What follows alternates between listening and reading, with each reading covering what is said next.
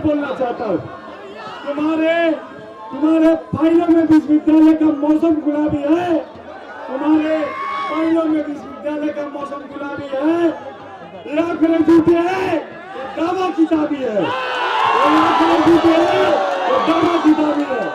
साथियों, मैं यहाँ शेर कहने नहीं आया हूँ, मैं यहाँ के व्यवस्था को नकाब उतारने आया हूँ। रिपोर्ट में विकास, फाइलों में सुधार, लेकिन जमीन पर टूटी हुई व्यवस्था, गिरती हुई इकोनॉमी और एक ऐसा विश्वविद्यालय जिसने धीरे धीरे सिर्फ डिग्री बांटने का फैक्ट्री बना दिया है। यह पटना विश्वविद्यालय है, यह पटना विश्वविद्यालय है, कोई कोचिंग संस्थान नहीं है। यह विचार की धरती है साथियों, यह विचार की धरती है, यह कोई एजेंसी का कार्यालय नहीं है, यह विचार की धरती है। और सुन लीजिए, और जोर से सुन लीजिए, बात जब क्रांति की होगी तो आदि आबादी को साइड करके नहीं होगी। बात जब क्रांति की होगी तो आदि आबादी को साइड करके नहीं होगी। जो राजनीति महिलाओं को निर्णायक भागीदारी से दूर करती है वो राजनीति कमजोर है साथियों, वो राजनीति कमजोर है। साइकिल से स्कॉलरशिप तक, स्कूल से पोशाक तक, प्रोत्साहन राशि से विश्वविद्यालय तक और रिसर्च से स्कॉलरशिप तक, यहाँ तक कि हमारी बहनों ने सफर तय किया है नीतीश कुमार जी के शासन में। साथियों, इसको और आगे ले जाना है। लड़ाई अभी यही खत्म नहीं हुई है और यह आज भी कैंपस में सुरक्षा है, आज भी छात्राओं के बीच 24 घंटे लाइब्रेरी का एक्सेस नहीं है, ना एक ऐसा सेफ जगह है जहां छात्र छात्रा पढ़कर बैठकर और बातचीत कर सके आपस में। यह बर्दाश्त नहीं होगा, यह बर्दाश्त नहीं होगा। और महिला सुरक्षा सिर्फ भाषण का विषय नहीं है, यह हमारी प्राथमिकता है, यह हमारी जवाबदेही है और यह हमारी जिम्मेदारी है। कैंपस कल्चर बदलेगा और बदलेगा मजबूती से। हम जेंडर सेंसिटिव कैंपस पॉलिसी को कागज पर नहीं जमीन पर लागू कराएंगे और हर वह सेल पर लागू कराएंगे जो पटना विश्वविद्यालय में सिर्फ कागज पर है। 28 तारीख के बाद वो जमीन पर दिखेगा। और जो लोग छात्र राजनीति को पोस्टर का, पैसे का और पावर का खेल समझते हैं, उनके लिए भी एक शेर बोल देना चाहता हूं। एड़ी को उठाए उंगली पर खड़े हैं, एड़ी को उठाए उंगली पर खड़े हैं। अरे बहुने सोचते हैं सबसे बड़े हैं।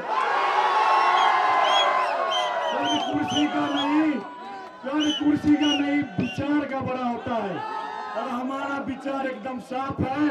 सबसे वंचित को ऊपर उठाना, सबसे दबे हुए को नेतृत्व देना और सबसे उपेक्षित को केंद्र में लाना। हम डर की राजनीति नहीं करते हैं, हम बराबरी की राजनीति करेंगे। हम विश्वविद्यालय को ऐसा बनाएंगे जहाँ कोई एडमिशन लेने वक्त डरे नहीं, जहाँ कोई रिसर्च करते वक्त रुकते नहीं और नेतृत्व करते वक्त झुके नहीं।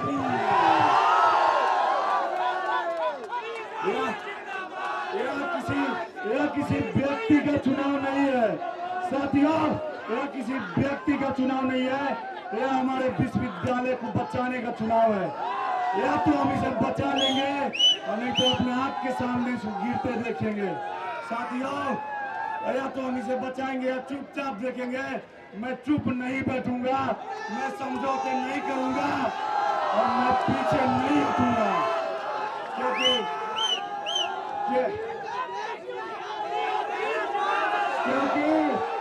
वो दौड़ क्या जिसमें उड़ान न हो और वो जीत ही क्या जिसमें सबका सम्मान न हो। साथियों, अब समय आ गया है पेपर के विकास से हटकर विश्वविद्यालय के विकास करने का। और यह पटना विश्वविद्यालय और आपके उत्साह ने बता रहा है हमको कि 28 फरवरी के बाद पटना विश्वविद्यालय में बदलाव आ रहा है, ब्रिज जा रहा है और कुमार जी का विचार है।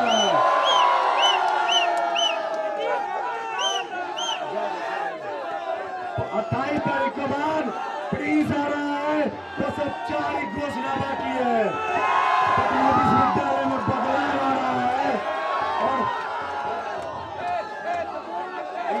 हमारे साथ हमारे पैनल में उपाध्यक्ष पद के प्रत्याशी आयुष हर्ष, महासचिव पद के प्रत्याशी मंजीत कुमार, संयुक्त सचिव के प्रत्याशी बुलबुल कुमारी और कोषाध्यक्ष पद के प्रत्याशी भाई अभिषेक कुमार है। इसलिए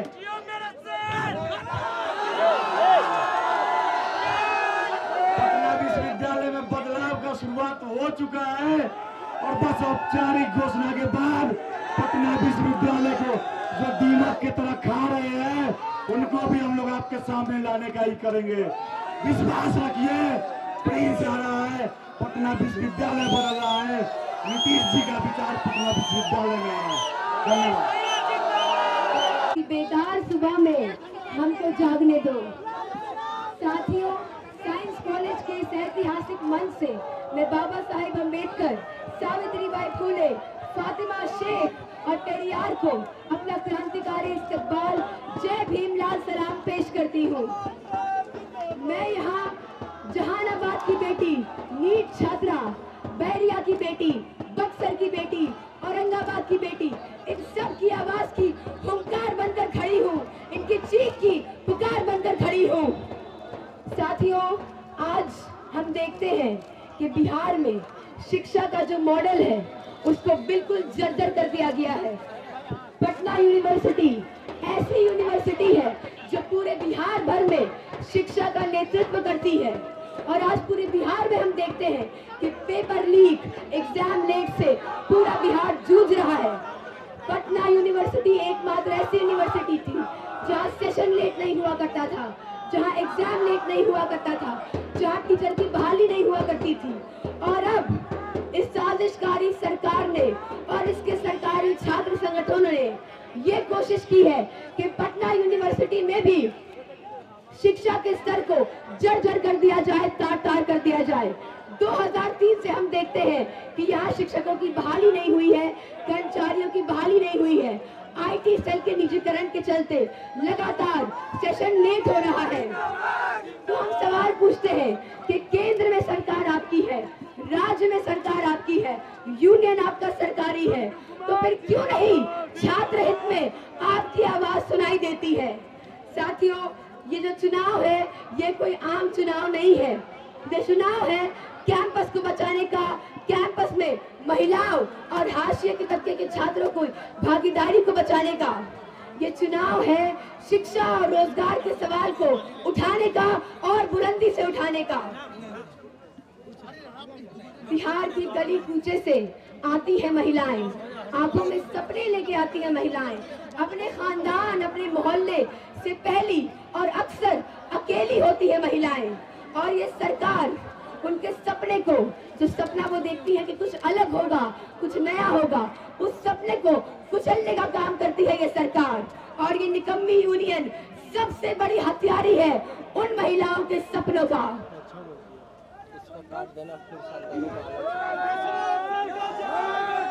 साथियों, आइसा एक ऐसा छात्र संगठन है जो लड़ने वाला छात्र संगठन है।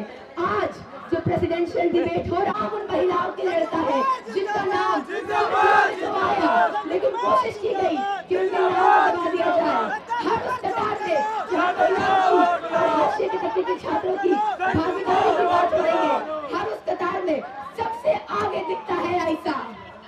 साथियों, इस बार सवाल पूछना जरूरी है क्योंकि हर साल जो यूनियन चुन के आ रही है वो जुमले की, वादों की यूनियन बन गई है। आप वादे करिए, लेकिन इस बार आपसे सवाल भी होंगे, वादों के पहले आपको जवाब देने होंगे।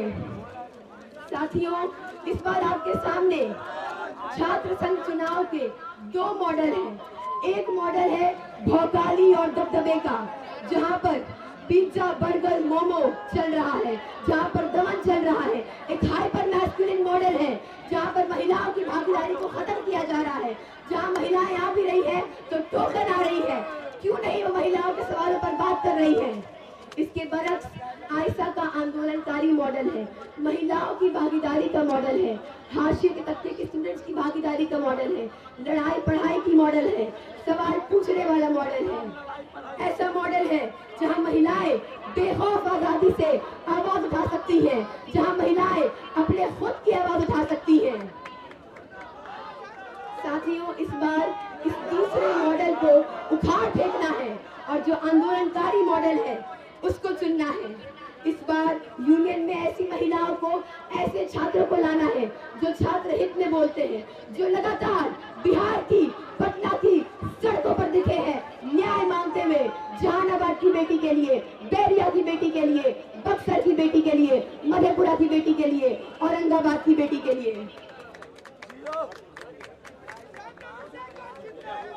छात्रों, हम देखते हैं कि पूरे बिहार भर में जो युवाओं के, छात्रों के दो सबसे बड़े सवाल है, शिक्षा का और रोजगार का। उन सवालों को दबाया जा रहा है।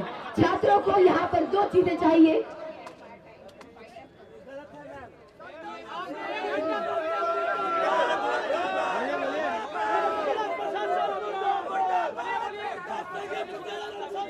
शिक्षा और रोजगार का जो सवाल है यहाँ पर, उसको दबाया जा रहा है शिक्षा माफिया के द्वारा, और इन शिक्षा माफिया को संरक्षण देती है राज्य में बैठी हमारी सरकार, केंद्र में बैठी हमारी सरकार और उनके सरकारी छात्र संगठन।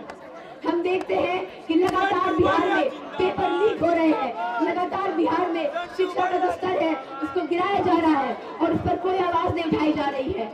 हम पूछते हैं कि जो छात्र शिक्षा और रोजगार की मांग कर रहे हैं, सड़कों पर उतरे हुए हैं, उनके साथ आप क्यों नहीं दिखते हैं? महिला सुरक्षा के नाम पर आप वोट मांगते हैं, तो महिलाओं के साथ आप सड़कों पर क्यों नहीं दिखते हैं? आयशा इस बार मांग कर रहा है कि पूरे बिहार भर में जो पेपर लीक का मामला है उस पर अगर आयशा कुर्सी में चुन कर आता है तो पेपर लीक करने बोलेगा।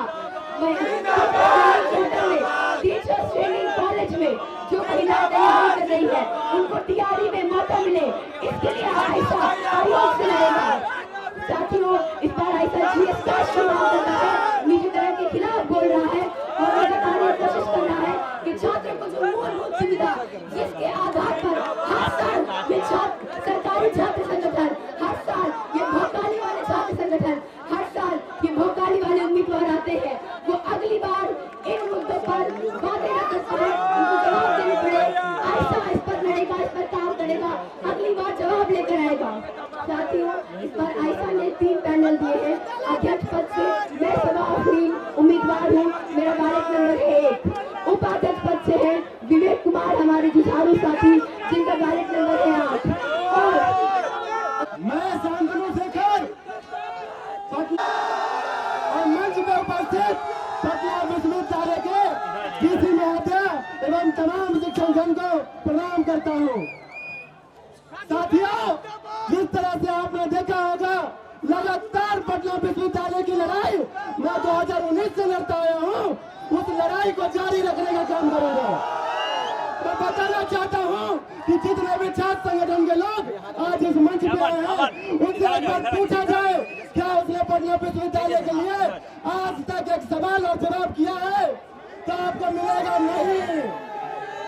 मैं पूछना ये चाहता हूँ कि पटना विश्वविद्यालय का एडमिनिस्ट्रेशन आज कोलैप्स क्यों है? आज तमाम छात्रों को इतने प्रॉब्लम्स क्यों झेलना पड़ता है? साथियों, मैं सवाल करता हूँ विश्वविद्यालय के उन तमाम लोगों से जिसके कारण से पूरा पटना विश्वविद्यालय के छात्र युवाओं का भविष्य अंधकार में धकेला जा रहा है। साथियों, जिस तरह से लगातार 2019 से 20 से आज तक मैं छात्र हितों की लड़ाई बहुत मजबूती के साथ लड़ता आया हूँ, मैं वादा करता हूँ मैं आगे भी लड़ता रहूंगा।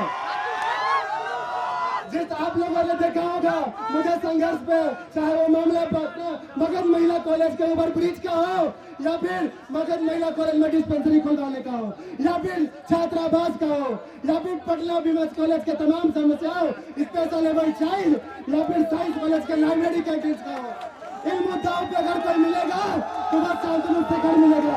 आप तमाम लोगों से मैं अनुरोध करता हूँ कि एक बार शासन प्रशासन और एडमिनिस्ट्रेशन से सवाल करिए। मेरे साथ जुड़े उसमें इतनी हिम्मत और जरूरत नहीं है कि वो एडमिनिस्ट्रेशन से सवाल कर पाए। अगर आप लोगों को एक चुप्पा एक डरा हुआ अध्यक्ष चाहिए तो आप किसी को भी वोट कर सकते हैं, लेकिन अगर पटना विश्वविद्यालय को एक ऐसा बोल्ड और लीडर अध्यक्ष चाहिए जो आपके सवाल को एडमिनिस्ट्रेशन के सामने आंख में आंख डाल के पूछे तो वो शांत रूप से करे। और आपको मुझे चुनना होगा। चुनना इसलिए होगा कि आपने देखा होगा, आप देखे होंगे कि पटना विश्वविद्यालय में जितनी भी समस्याएं आई है शांतनु शेखर आपको सड़कों पे मिला है। वो समस्या चाहे नेटवर्क इशू का हो, वो समस्या दरभंगा हाउस का, कैंटीन का हो, या फिर तमाम असामाजिक तत्व जो हमें डिस्टर्ब करते हैं, या फिर वो मेट्रो का मामला हो जो हमारे जमीन को लेते जा रहा है, घेरते जा रहा है और एडमिनिस्ट्रेशन उनसे कोलैब करके घूसखोरी करके जिस तरह से उनका साथ दे रहा है। मेरा सवाल उनसे है, मेरा सवाल उन तमाम लोगों से है जिस कारण से मेरी बहनों को दिक्कत होता है, जिसे विश्वविद्यालय दौड़ाया जाता है, उन मुद्दों के लिए जिसे वही कॉलेज में निपटाया जा सकता था। वो IT सेल हो जिसे विश्वविद्यालय ने अपने निजी हित के कारण बेच दिया हो, कुछ प्रॉफिट के लिए, कुछ बेनिफिट के लिए। लेकिन मैं क्वेश्चंस करता रहा हूँ, मैं आगे भी क्वेश्चंस करता रहूंगा। आप लोगों का साथ और सहयोग चाहिए। साथियों, आप लोगों ने देखा होगा कैसे पटना विश्वविद्यालय में जब एक छात्र नेता नीट मामले पे सवाल जवाब नहीं करा था तो शांतनु शेखर ने पूरे दल बल के साथ पटना के सड़कों पर उतर के कैसे नीट छात्रों के न्याय के लिए मांग की। हमारे नेता माननीय पप्पू यादव जी, राहुल गांधी जी और तमाम लोगों ने ये सवाल उठाया कैसे बहनों को सुरक्षित रखा जाए, उनकी सेफ्टी का ध्यान रखा जाए। चाहे मामला देखिए विश्वविद्यालय में आप देख रहे होंगे आए दिन पुलिस प्रशासन का शासन बढ़ता जा रहा है। हर मुद्दों पर आप देखेंगे जहाँ पे शिक्षक और छात्र के बीच में संवाद होना चाहिए वहाँ पे भी पुलिस प्रशासन आके हमें डिस्टर्ब करती है। मैं मांग करता हूँ पटना विश्वविद्यालय के तमाम एडमिनिस्ट्रेशन में बैठे लोगों से कि अगर ऐसे ही पुलिस प्रशासन का हम पे दबाव बनता रहा तो एक दिन पटना विश्वविद्यालय पुलिस प्रशासन का छावनी बन जाएगा और पटना विश्वविद्यालय को बंद करना पड़ेगा। साथियों, आप लोगों को पता होगा पटना विश्वविद्यालय का इतिहास, ये वो पटना विश्वविद्यालय है जहां अगर आप देश घूमेंगे विदेश घूमेंगे तो तमाम बड़े बड़े पद प्रतिष्ठाओं पे बैठे लोग आपको अपने विश्वविद्यालय के मिलेंगे। अगर उस गरिमा को हमें बचाना है तो आपको शांतनु शेखर को बैलेट नंबर 10 वोट देकर लाना होगा। मैं बात करता हूँ वेमेंस कॉलेज, मैं बात करता हूँ मगध महिला कॉलेज का, मैं बात करता हूँ BN कॉलेज, वाणिज्य महाविद्यालय, दरभंगा हाउस और Patna college, Patna science college, law college. अगर कोई छात्र नेता में है हिम्मत, अगर वो दिखा दे मुझे अपने टाइमलाइन पे जाके कि मैंने विश्वविद्यालय के कार्य में काम किया है, छात्र हितों में काम किया है, तो मैं अभी से अपना कैंडिडेचर वापस लूंगा और यहाँ से चला जाऊंगा। साथियों, मेरा सवाल इन चीजों से भी है। लगातार मैं देख रहा हूँ कि जो बरसाती मेढक होते हैं वो छात्र जो ये स्टूडेंट यूनियन का इलेक्शन लड़ने चले आते हैं और छात्र भी उनके साथ हो जाता है। मेरी मांग ये है कि आप लोगों से ये अनुरोध करता हूँ कि वैसे बरसाती मेढक के फेरा में नहीं पड़ना है। और मैं यहाँ से साइंस कॉलेज के खुले मन से कहना चाहता हूँ कि तमाम बहनें जो पटना के आस पड़ोस से आती है उनको महीने का 1000 मैं अपने पॉकेट से दूंगा। 12 ट्रैवल से उनका ट्रैवल फेयर पूरा हो, मैं अपने पॉकेट से 1000 दूंगा। उसके लिए मैं सेल घोषित करूंगा, उसके लिए अलग ऑफिस रहेगी। वो तमाम लोग, तमाम बहनें जिन्हें यहाँ आने में परेशानी होती है उनके लिए शासन प्रशासन की व्यवस्था करूंगा। जो गर्ल्स हॉस्टल है वहाँ पे कैमरा स्ट्रीट लाइट लगवाऊंगा। जब सेंट्रल लाइब्रेरी 24/7 है उसे तो पटना विश्वविद्यालय नहीं खोल सकता है, लेकिन मैं ये मांग करता हूँ जो बेसिक नीड्स होता है स्टूडेंट्स के उसे फुलफिल करना होगा। अगर नहीं करेगा तो शांतनु शेखर अपना जान दे देगा, लेकिन छात्र हितों की लड़ाई लगातार जब तक मरेंगे नहीं तब तक लड़ेंगे।